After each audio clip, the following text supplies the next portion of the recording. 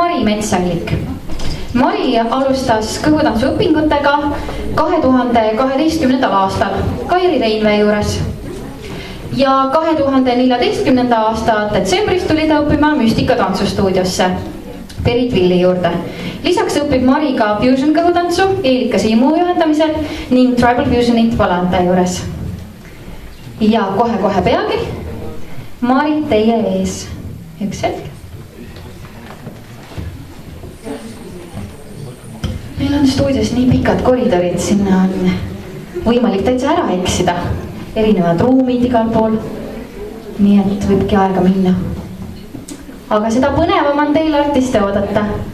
Ja teeme Marile ühe suure aplausi.